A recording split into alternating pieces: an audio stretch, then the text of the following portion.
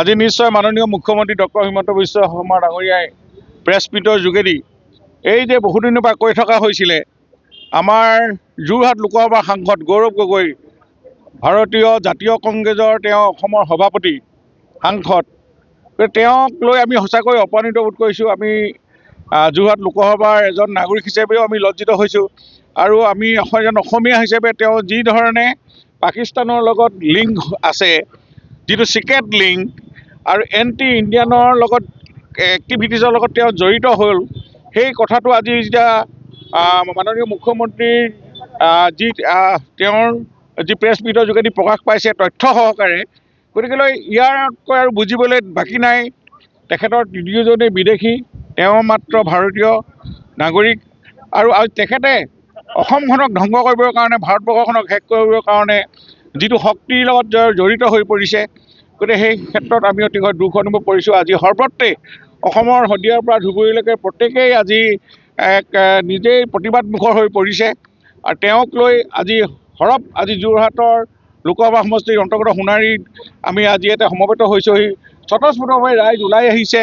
আজি আমাৰ বিধায়ক আছে, আমাৰ ভাৰতীয় জনতা পাৰ্টি আৰু অন্যান্য যুৱ শক্তি গাঁৱৰ ৰাইজ দলত নথকাসকলেও ওলাই আহিছে যে এনেকৈ ভাবি সংকল্প ল'ব আজি ৰাইজে যে সেইজনৰ তেওঁক এক্টিভিটিছক আমি নৎসাত কৰিব লাগিব আৰু তেখেতৰ যি লিড পাকিস্তান তেনেকুৱা NGOৰ লগত জড়িত হৈ অসমৰ পৰা ইনফৰ্মেশ্যনবিলাক যাতে তেওঁ পাকিস্তানত যোগান ধৰি আমাৰ ৰাষ্ট্ৰ অখণ্ডতা ঐক্য বিনষ্ট কৰিবৰ কাৰণে তেওঁ যি ষড়যন্ত্ৰত লিপ্ত হৈছিল তেওঁ পৰিবাৰ সৈতে। গতিকেলৈ এই কথাবিলাকে কি সূচাই আমি সঁচাকৈ আজি ভাৰতীয় হিচাপে, আমি অসমীয়া হিচাপে আমি লজ্জিত হৈছোঁ।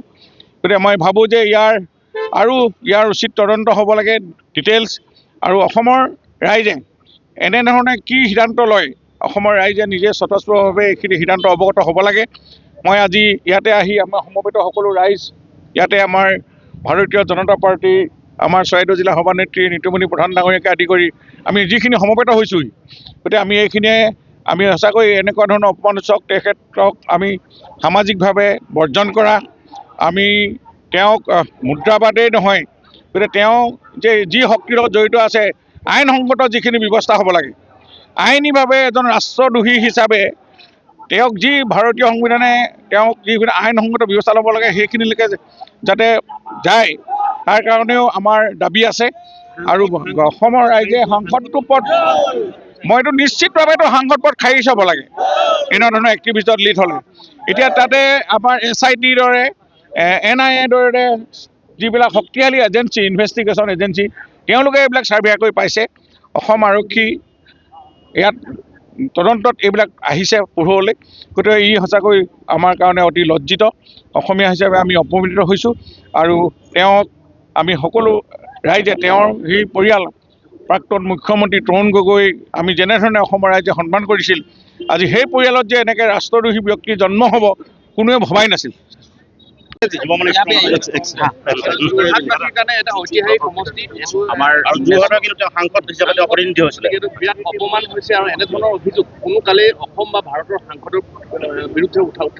প্ৰথম কথা, এজন অসমীয়া হিচাপে আমি লাজ পাইছোঁ।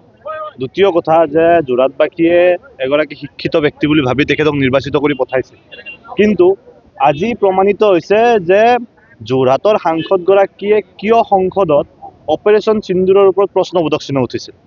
আজি প্ৰমাণিত হৈছে যে এগৰাকী শিক্ষিত ব্যক্তিয়ে ইংৰাজী ভাল ক'ব জানে বুলি ভাবি, হিন্দী ভাল ক'ব জানে বুলি ভাবি অসমৰ ৰাইজে বা যোৰহাটবাসীয়ে কিবা এটা আশা আকাংক্ষাৰে তেখেতক নিৰ্বাচিত কৰি পঠাইছিল।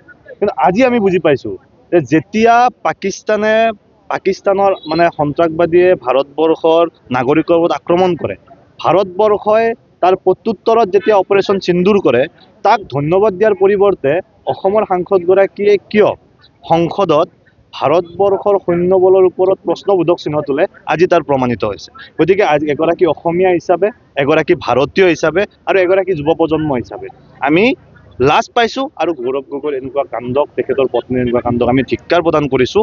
অসমৰ ৰাইজৰ আগত, ভাৰতৰ ৰাইজৰ আগত তেখেতে তাৰ উত্তৰ দিব লাগিব যে এগৰাকী ভাৰতীয় নাগৰিক হৈ আজি এইটো এটা ইণ্টাৰনেল ছিকিউৰিটিৰ লগত জড়িত হৈ আছে।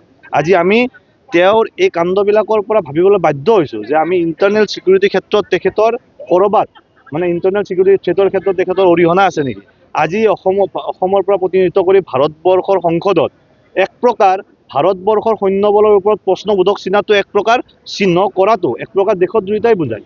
তো আজি সন্মানীয় মুখ্যমন্ত্ৰী মহোদয়ৰ SIT ৰিপৰ্টৰ যিটো সংবাদমেল, এই সংবাদমেলৰ জৰিয়তে আমি যিটো গম পাইছোঁ যে তেখেতৰ পত্নীয়ে পাকিস্তানৰ পৰা দৰমহা লৈ আছিল, তেখেতৰ পত্নীয়ে পাকিস্তানৰ লগত জড়িত NGOৰ পৰা দৰমহা লৈ আছিল, আৰু এনেকুৱা কাণ্ডবিলাক কেতিয়াও আমি ভাৰতীয় হিচাপে মানি ল'ব নোৱাৰোঁ। গতিকে ইয়াৰ উচিত তদন্ত হ'ব।